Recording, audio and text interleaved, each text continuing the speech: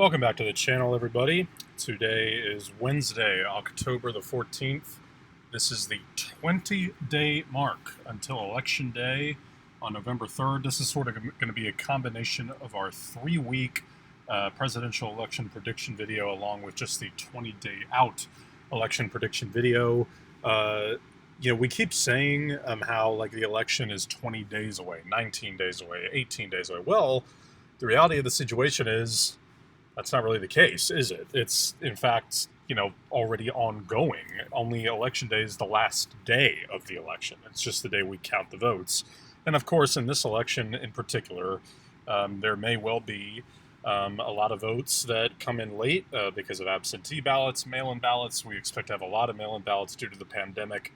And as a result, it may take a few days or even weeks to get everything counted. But let's get right into it. We have a lot to break down. You're going to get a pretty good sense of where we are between now and Election Day once we get through this video. So as we always do, we're going to go through all 50 states, west to east, and see who comes out on top. So beginning in Hawaii, we have talked about before how in this state there have been, we've seen some Trump rallies out in this state, but that obviously doesn't really mean anything. Hawaii is going to remain in the safe Democratic column. In the state of Alaska, this is a far more competitive state than Hawaii. The Republican Party has had to spend some money here, and the reality of the situation is, Dr. Al Gross, the independent candidate, has had himself a reasonable amount of success to this point, running against Dan Sullivan. And I think that Dan Sullivan, to this point, doesn't have a whole lot to worry about. This is a state that we have seen very minimal polling in, and the ones that we have seen have slightly favored Dan Sullivan. We've only seen 2 credible polls conducted in this state. One had Dan Sullivan leading by 5 points, and another had the 2 candidates even. So as of now, I think that also, that combined with the House race here, which is a competitive race, and it's possible that the Democrats could oust longtime Representative Don Young, who happens to be the oldest member of Congress at the moment at 87 years old. It's possible that that race could also flip, but on the presidential level, we just haven't really seen much reason to believe that Donald Trump is under any kind of pressure here. I'm going to label it likely, more of a likelihood characterization rather than a margin characterization. Now, in the state of Washington, obviously the protests have only buffered the Democratic Party's chances to continue winning this state. The Seattle area, an extremely safe blue Democratic bastion. They're not going to have any problems hanging on to these 12 electoral votes, just as they won't in Oregon. Now, this, oftentimes can be, what is going on here? This oftentimes can be seen as a state that the Republican Party can be competitive in. They can get 40%, over 40% of the vote. And of course, within the last 20 years, had a Republican senator from this state. As we know, states that have lower electoral votes generally favor the GOP. Only this one is just large enough with a big urban area, that being Portland, of course, little brain freeze there. That's obviously going to help the Democratic Party. And then, of course, in California, there's really nothing to discuss here. Kamala Harris only puts this even more over the top. It is possible that, especially after this scandal breaking with the California GOP, with the mail-in voting, it is possible you could see this state go to Joe Biden by over 35 percentage points. Turnout is going to be very high, even in a very safe Democratic state like this. Now, this is a state, Nevada, that we really need to break down. I think the Democratic Party should be very concerned about the state of Nevada. If I were the Joe Biden campaign, I would be involved in this state within these last 3 weeks. They have reason to be very, very worried about the state of this race. Why? Now, a couple things to break down in this state. For one, the state of Nevada has typically overstated Republican candidates. So the polling in this state typically slants to the right, and usually that means the Democratic Party will outperform those totals. And in fact, this happened, unsurprisingly even, in 2016. People lose sight of the fact that on Election Day, Donald Trump actually led by 1 point. Excuse me, my voice is a little hoarse today, as you could probably tell, in this state, and ended up losing. But, it's not like this is a state that Hillary Clinton or Joe Biden have much of a margin for error in. Now, there are definitely some people from this part of the country that are going to be boosted by the Kamala Harris part of this ticket. So that's obviously a good sign. However, here's the reason the Democratic Party needs to be worried, even after their sweeping of the elections here in the midterms. This is a state that has long had a very successful turnout operation for Democratic candidates.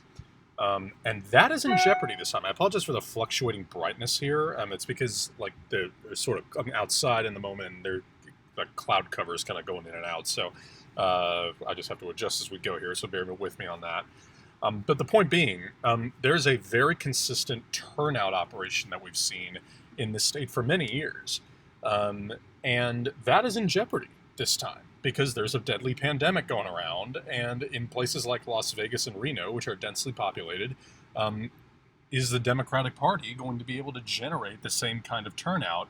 And I'm not sure that they're going to be able to. And again, they don't have that big a margin for error in this state. Let's go through some of the most recent polls.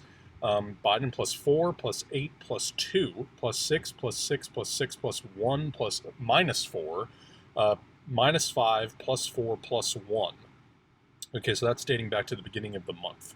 So, that means Joe Biden's leading. And again, this is obviously a state that they're going to outperform those margins typically. But is the turnout going to be the same amount? And we just don't know that.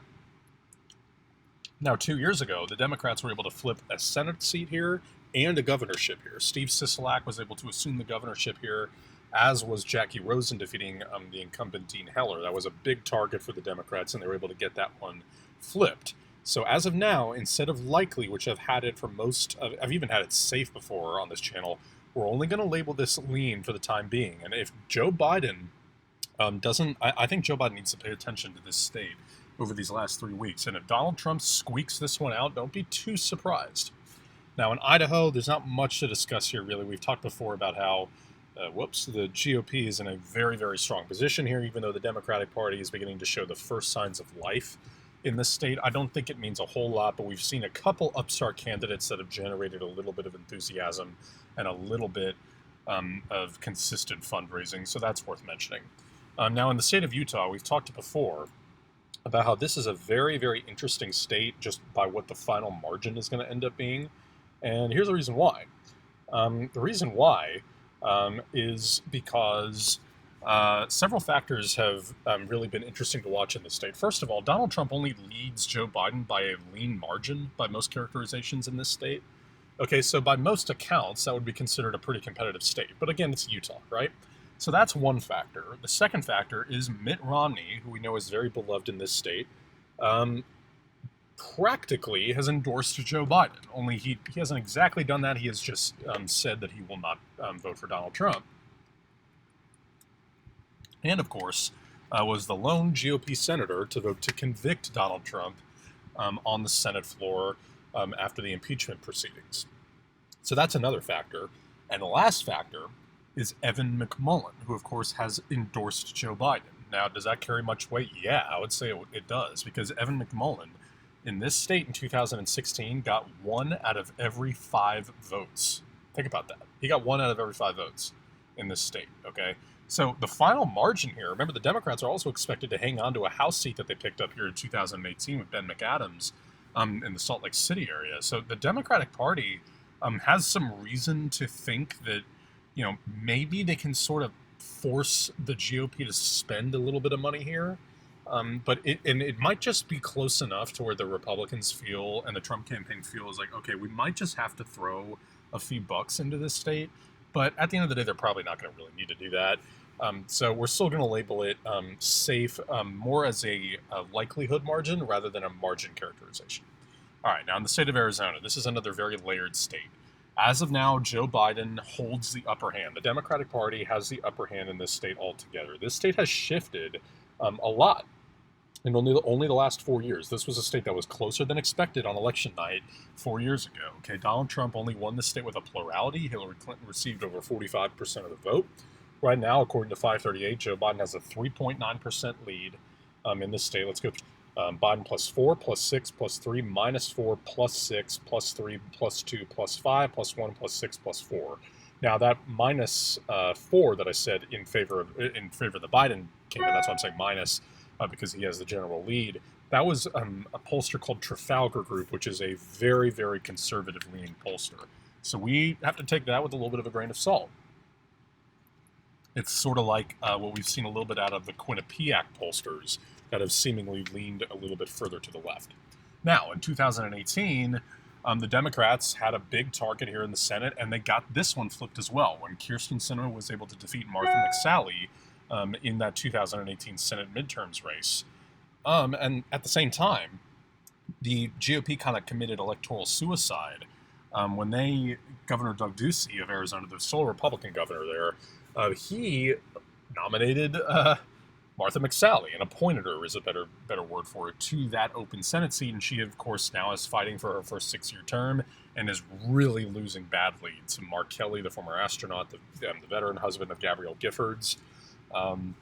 So she's going up against a very strong candidate. She's very unliked, very unpopular. The Lincoln Project has taken out a lot of ads against her in this state, and all signs at this point point to Mark Kelly winning this race and getting the Democrats both Senate seats here in Arizona.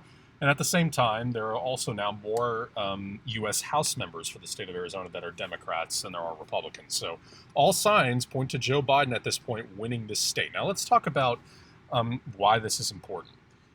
Because really what we've talked about for the past 4 years are these three states: Pennsylvania, Michigan, Wisconsin, the Rust Belt, right?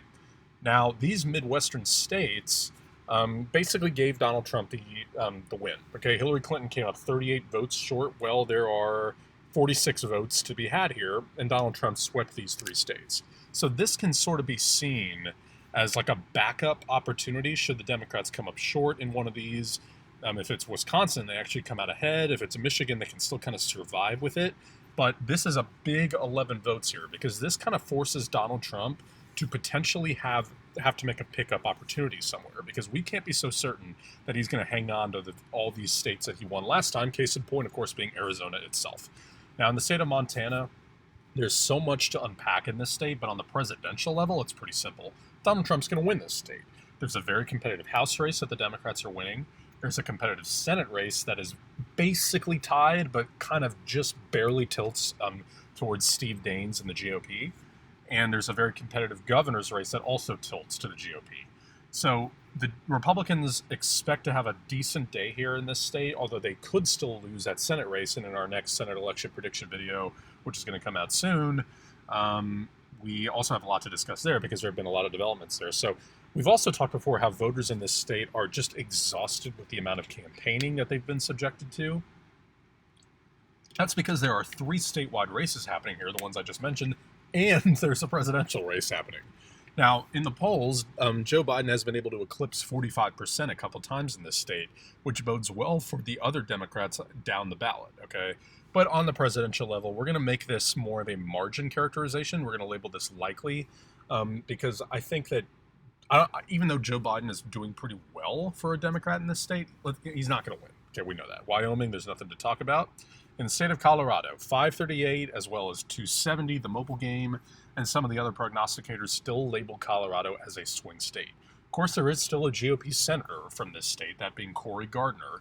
But he, kind of like Martha McSally down here in Arizona, is probably going to lose his re-election bid. He has voted with Donald Trump over 90% of the time since being elected, so it's pretty clear where he stands. And I don't think, and as a Republican, you kind of need to be a little bit more of the moderate variety to keep your office in Colorado. So that is kind of where that stands right now. So John Hickenlooper, the Democratic senatorial candidate from this state, should be expected to pull this out, and I certainly expect that he will. So on the presidential level, I'm going to label this safe, just as I will on New Mexico. There's an open Senate race here. New Mexico is also typically regarded as a swing state, but I don't really think it should be. I think it should be considered a lean Democratic state, but I think with high turnout, high Hispanic turnout, Joe Biden's going to have a field day in that state. It's not even going to be close. Now, in the state of North Dakota, remember, it wasn't that long ago that the Dakotas were pretty friendly states for the Democrats. They've always leaned right, but the Democrats have been able to have some success here. Of course, Heidi Heitkamp, Kent Conrad were 2 Democrats that represented North Dakota in the Senate. Both considered pretty bipartisan senators. Heidi Heitkamp was a senator who typically outperformed her polling totals, but then she ultimately lost comfortably to Kevin Cramer, the Republican. That was one of 4 GOP flips in the Senate compared to 2 for the Democrats, for a net 2 Senate seat gain for the GOP. So that's kind of where that stands. And the Republican Party should be expected to hang on, without really much difficulty here. The Democratic Party has surprisingly spent a little bit of money in this state. I'm not really sure why. There's no Senate race here going on. It doesn't make sense to me why they're really thinking of the state as even that competitive. Because they have spent money, I think Joe Biden will probably eclipse 40%, but it doesn't make sense to me.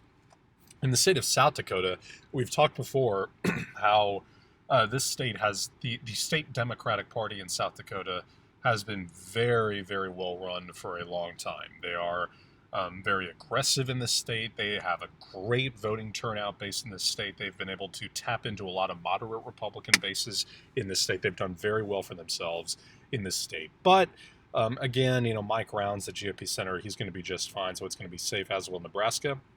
Now, in Kansas, there is a competitive Senate race here.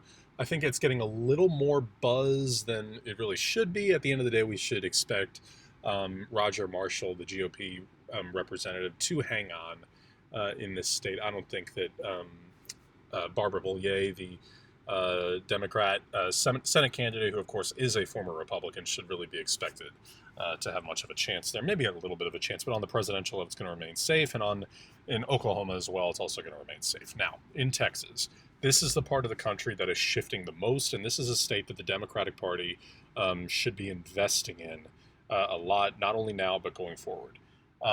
This is basically a swing state now, the state of Texas. It's like a swing state that just barely kind of tilts one way or the other, okay? It barely tilts red right now. Now, I know what you're saying. Well, there's still 2 Republican senators and a Republican governor and a Republican state legislature and a Republican attorney general and, a sweeping Republican majority on the Supreme Court. Yeah, I get that. But, what we are seeing in the polls is this is an extremely tight race. Okay, Ted Cruz had a tough time winning re-election 2 years ago, okay, against Beto O'Rourke. Now, there are 2 ways of looking at that. One, you could say, well, maybe this is changing, right? Because Beto O'Rourke had 48.3% of the vote. However, at the same time, what you can say is, well, this was a very unpopular incumbent Republican who was able to win re-election against a very popular challenger who raised a crap load of money, who was seen as a pretty much a moderate, who traveled famously to all 254 counties in the state and generated a ton of enthusiasm and fundraising.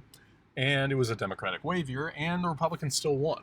There's another Senate race happening here this time. John Cornyn is running against N.J. Hager, another upstart Democratic candidate who ran unsuccessfully for Congress 2 years ago. But, ran a good close race, and she has also generated quite a bit of buzz, but she is also not really expected to challenge John Cornyn too much. I do think she's going to outperform her polling total.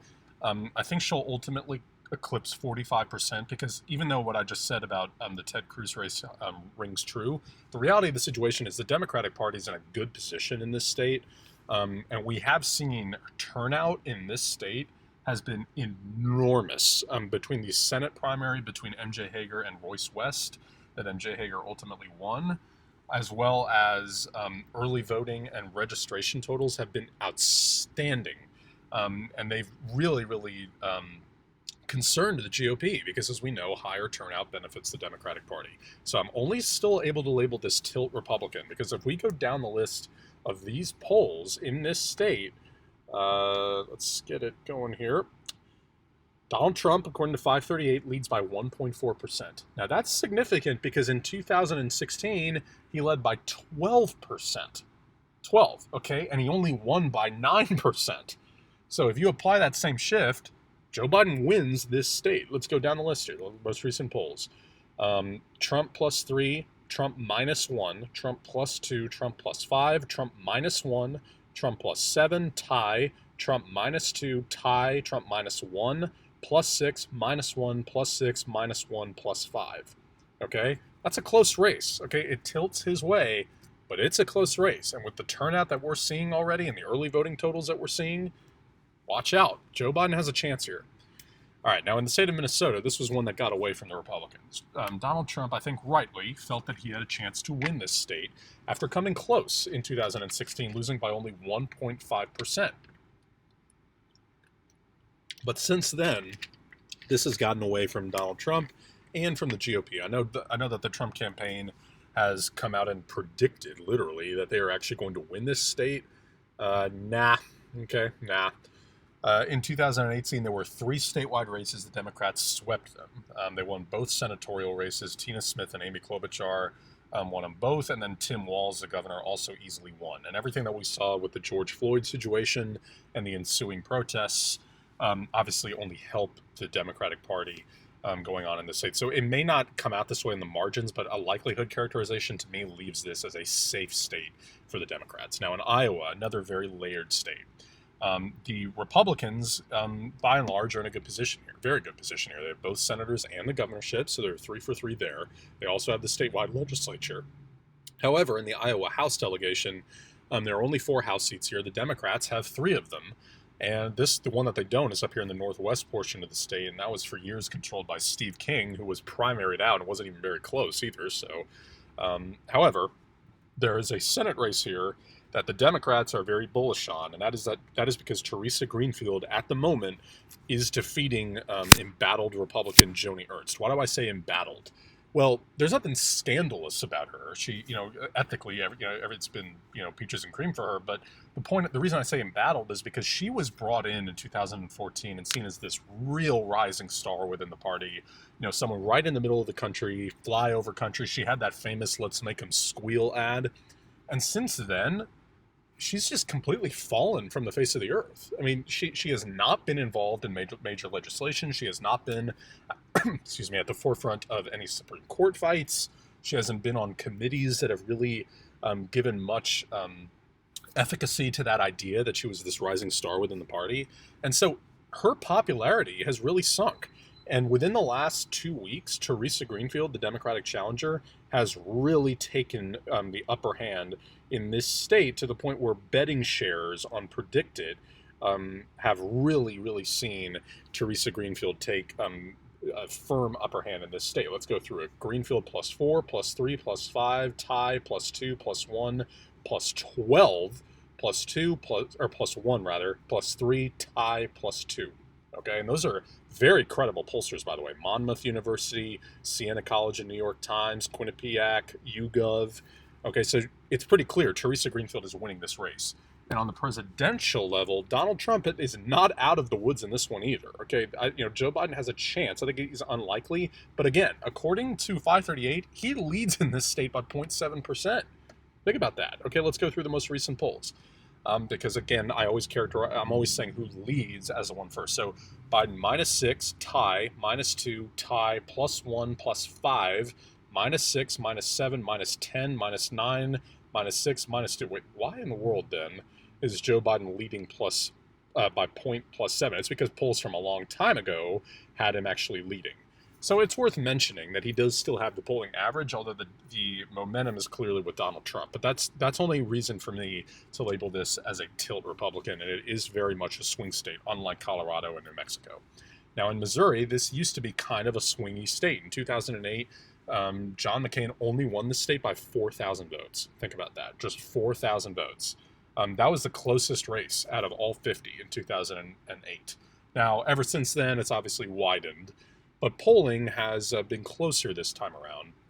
We're going to give this a margin characterization of likely, okay? Now, we should also note that Claire McCaskill, sort of a maverick Democratic senator, did lose, and it wasn't really that close either, to Josh Hawley, a noted Trump supporter, by about 6 or 7% 2 years ago. So at the end of the day, we should expect the Republicans to survive there. And then in Arkansas, it's obviously a very safe state, as is Louisiana, in spite of there being a Democratic governor.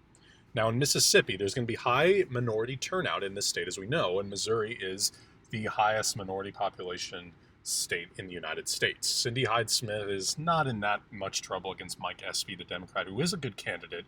Of course, Mike Espy ran already and gave this a shot in that special election against Cindy Hyde-Smith and lost. It was about 54 to 46. At the end of the day, it's Mississippi. Okay, it's a very safe red state. I think most prognosticators label this likely, but we're going to go likelihood characterization here. And both of these states are going to be labeled safe because Alabama, Doug Jones is not going to win re-election. Let's face that. Tommy Tuberville has a shoe-in for the Senate. He's going to be just fine. So both of those are going to stay with the GOP. Okay. Lots to discuss here in the state of Florida. Now, Joe Biden has held a steady lead in this state for a long time. Although this is a state that typically doesn't always follow what happens in the polls here. Okay, Joe Biden has a 4.1% lead on the average in this state, even though he hasn't reached 50%. Let's go through the most recent polls.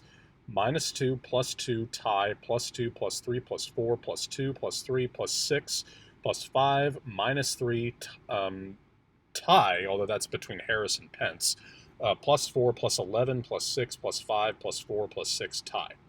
And then we're going to finish out the whole month of October here because this is such an important state. +5, +1, -2, +5, +1, -1, -4, +5, +4, +5. So there you go. Joe Biden has the lead, a 4.1% lead, as we said. Now, in 2018, even though the Democrats had a very rough day in this state because they lost a very close gubernatorial race between Andrew Gillum and Ron DeSantis and lost an even closer Senate race between Bill Nelson and Rick Scott, the Democrats did flip a couple House districts down here in the South Florida area, and a very critical amendment passed for them. It was the passage of Amendment 4, which granted 1.4 million felons the right to vote. Now, the GOP has very successfully limited the amount of people that are actually going to be able to vote. They limited the amount of people that are actually going to be able, of those 1.4 million, who are actually going to be able to vote.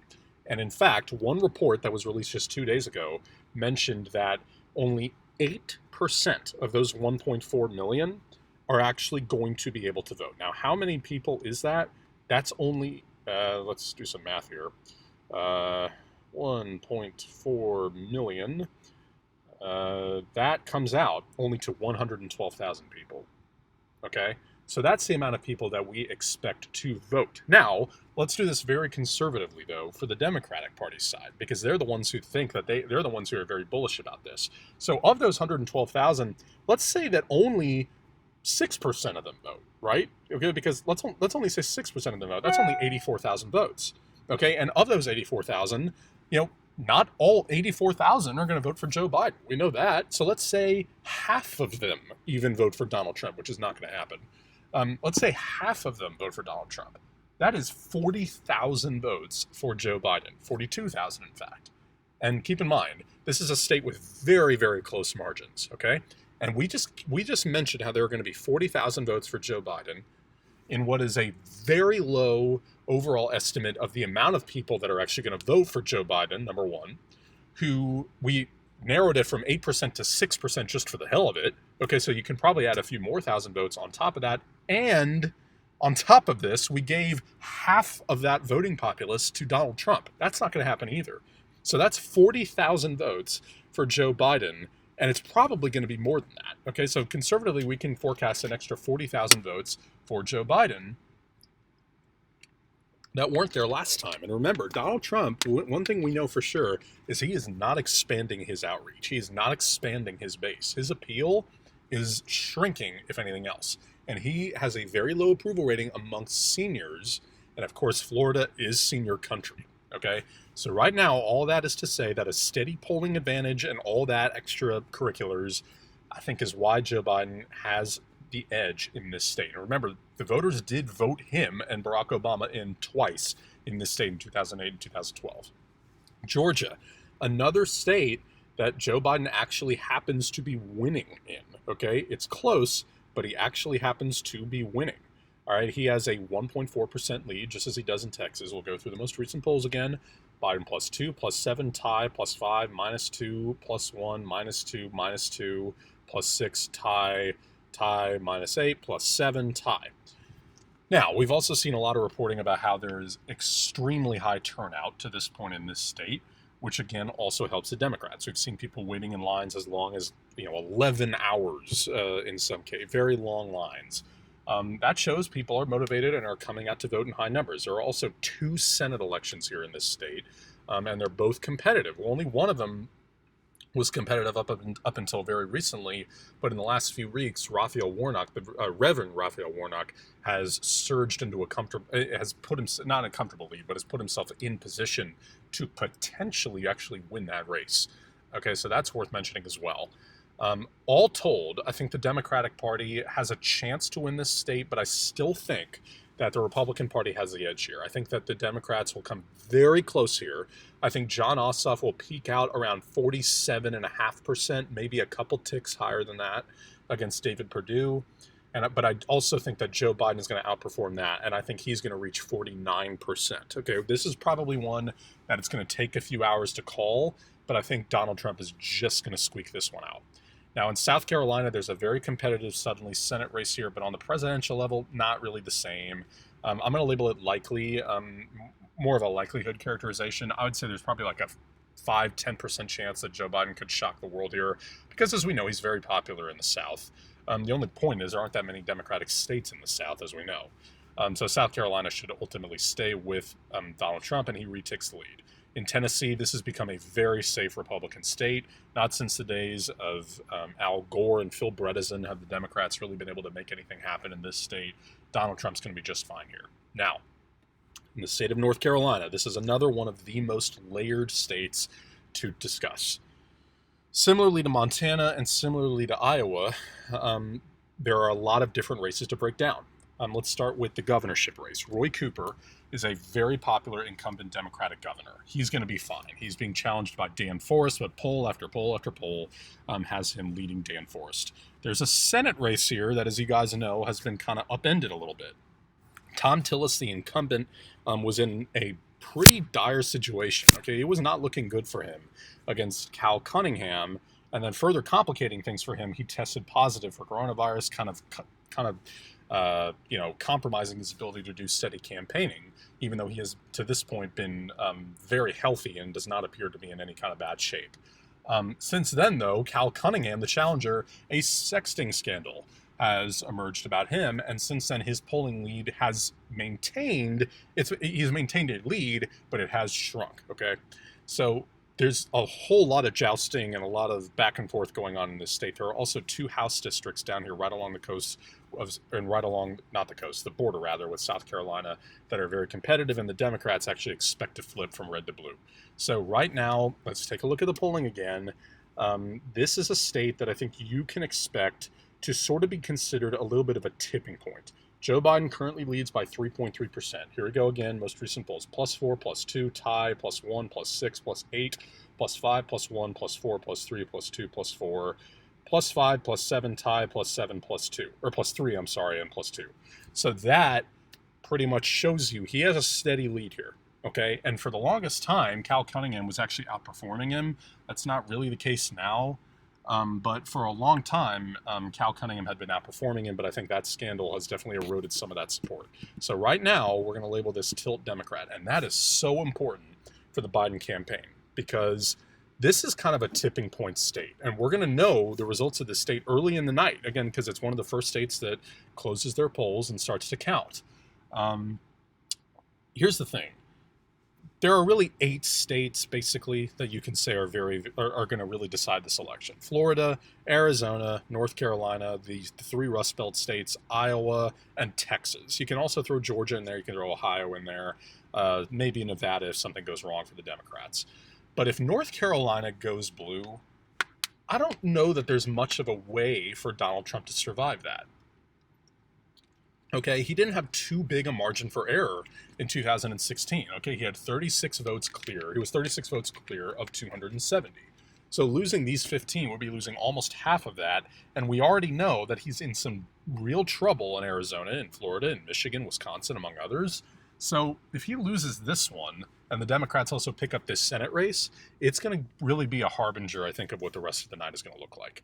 Kentucky is going to be a safe red state, as will West Virginia. West Virginia and Oklahoma were the two states where every single county voted for Donald Trump in 2016. Virginia, however, is a safe Democratic state at this point. It used to be a safe GOP state, but now the Democrats have both Senate races, senators here, as well as the governorship, and they control the state legislature. And we recently unearthed another kidnapping plot against Ralph Northam, the governor. So the Democrats should be just fine here as well. In the state of Illinois, this is another state that has pretty much become safe for the Democrats. Dick Durbin is up for re-election this time. He's not going to face any real pressure. In Indiana, this by most evaluators is considered a likely state, but I'm going to label it safe because of the Mike Pence factor.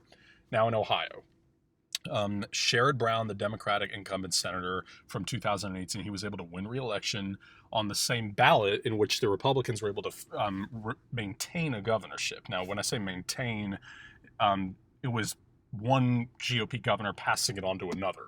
And that's always impressive when a party's able to do that because, an incumbency gives that incumbent the advantage. It doesn't necessarily give the party the advantage when it's suddenly two new candidates altogether. So the fact that the GOP was able to hang on to that seat was very well done on their part. The polls have tightened here, okay? And remember, Donald Trump carried this state easily. It was not close at all 4 years ago. But if you look at the polls here, guess what? Joe Biden leads by 0.3%. Again, the most recent polls. There was one just today that had Biden leading by 1 point in a Quinnipiac University poll. So +1, -4, -2, -3, -2, +1, -4, tie, -2, -3, -4, -6, +2, -1, -2, -4, -2, +2, -2, -2. So that's dating back all the way to the beginning of the month. So clearly Donald Trump has a little bit of an edge here. Joe Biden's campaign has been targeting this state hard, and they think they have a chance here. Okay, Tim Ryan, who ran for president, the House member up in the northeast portion of the state, I believe, he ran in 2016, or 2020, this election, and unsuccessfully, but he has been campaigning for Joe Biden. So I'm only going to be able to label this tilt right now. I think, again, high turnout. People in this part of the country have not given Donald Trump a high approval rating, so I think that he has a lot of work to do still over these last 20 days to keep this state in his column. Now, in the state of Wisconsin, another state to really break down in depth. There have been a lot of signs pointing to a Joe Biden upset here. Why? Well, very early on in Trump's term, first of all, Donald Trump won this by less than 1%, as we know. And very early on in Trump's term, there was a state Senate special election in the southern portion of the state, kind of down here, that for decades had been held by the Republicans. Very conservative district. The Democrat won. Okay, that was the first little sign. Then in the midterms in 2018, the Democrats had a huge night in this state. They were able to reelect Tammy Baldwin easily by 11 percentage points.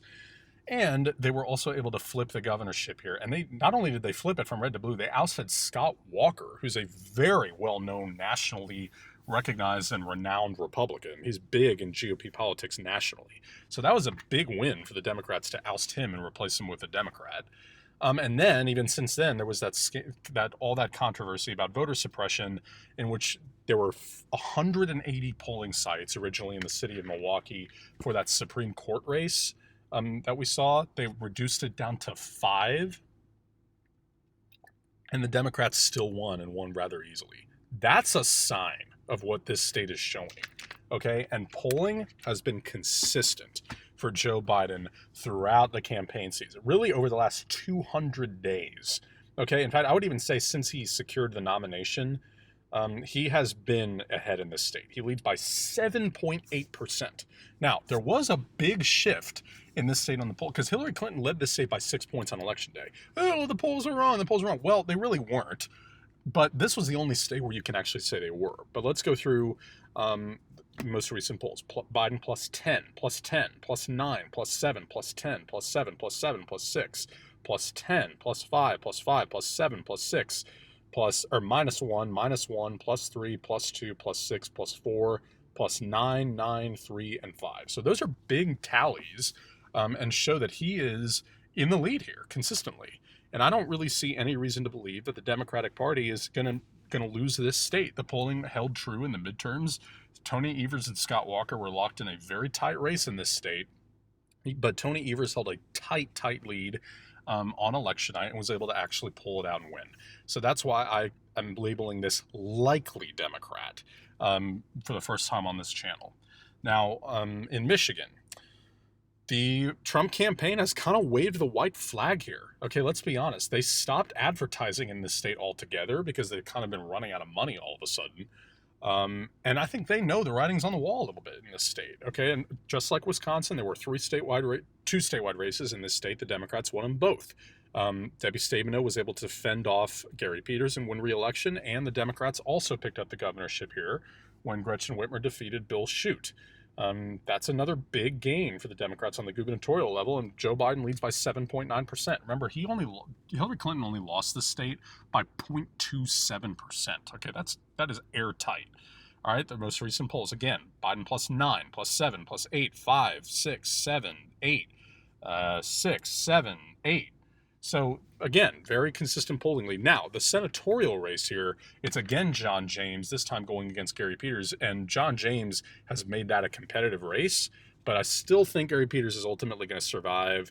But right now, on the presidential level, I am very similarly to Wisconsin. I'm going to label this likely. And you can tell the way this is going. Joe Biden's already flipped Arizona, Wisconsin, Michigan, North Carolina, and Florida. Now in Pennsylvania, just like Michigan and Wisconsin, two statewide races in the 2018 midterms, both of them went to the Democratic Party. Tom Wolf, the governor, easily won re-election. Bob Casey Jr., the incumbent senator, easily won re-election.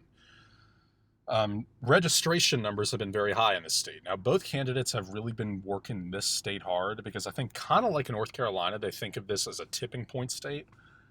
Because look, let's face it, if Joe Biden has a pretty good night, he could still lose. And what do I mean by pretty good? He could flip Arizona, Wisconsin, and Michigan and still lose. Okay? So, or it would actually be a tie at 269 each. Okay, so he still needs this state. Now, it's scrappy Scranton Joe, as we know, and the Democrats had a good day in the midterms 2 years ago.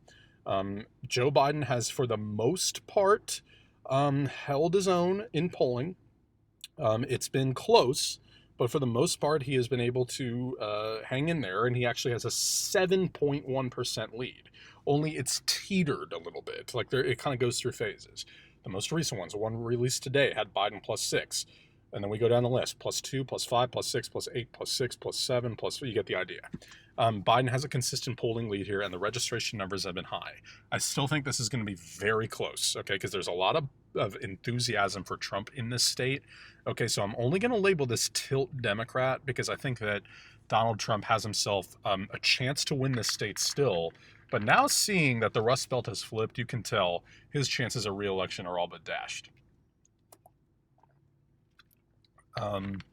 Now, let's sort of get up into the northeast portion here. Maryland, not much to discuss, really. Safe Democratic state, as we know, as is D.C., the most liberal area of the country. Delaware, of course, is the state that Joe Biden represented in the Senate for ages. And then New Jersey, as we know, is safe. There he goes. He's over 270 with that. Connecticut, even though we've discussed how we think this could be a state that long-term shifts to the GOP, not this time. Still 7 safe votes for Joe Biden, as are another 4 in Rhode Island and another 11 in Massachusetts, and another 29 in Donald Trump's official, original home state, even though he has changed that to Florida. Vermont, even though it still has a Republican governor, will be safe. And New Hampshire, which was the closest race in 2016, Hillary Clinton won this barely, and then Maggie Hassan that night won it by an even closer margin, and she is facing a tough re-election in 2 years' time. There is a gubernatorial race. There are every 2 years in these two states, Vermont and New Hampshire, which always just look like the other one upside down of itself. But Chris Sununu, the incumbent GOP governor, is going to be just fine in this state. And I can say that on the presidential level as well, Jeanne Shaheen and Joe Biden are going to be just fine. Lastly, in Maine, as we still have not been able to get this fixed in Nebraska, I sent out a message to the handlers of this site with no response, so we'll get to that later. But even so, I still do not quite expect Joe Biden to be able to hold on to this one extra district just yet in the Lincoln and Omaha area, so that characterization remains what it is. However, in the state of Maine, I think the 2 votes will go this way, Maine at large as well. But I still think the 2nd district is going to go Joe Biden or go Donald Trump's way. It's a rural district. The Democrats had some success on the House level when Jared Golden was able to win that district. But going forward, that's kind of where that stands. And there's your map. 333 to 205, with Joe Biden flipping Arizona, Florida, North Carolina, Pennsylvania, Michigan, and Wisconsin. So there you go. With 20 days out, this is what the map looks like. It's kind of held true. We had a couple characterization changes, and we also discussed how there might be a few changes in what ultimately happens with one candidate or the other actually having a firm chance at winning one of these states, like Trump in Nevada and Biden in Texas. So thank you guys so much for watching this video. Please comment down in the suggestions below. Hit the subscribe button if you haven't not already. Hit the like button as well, please.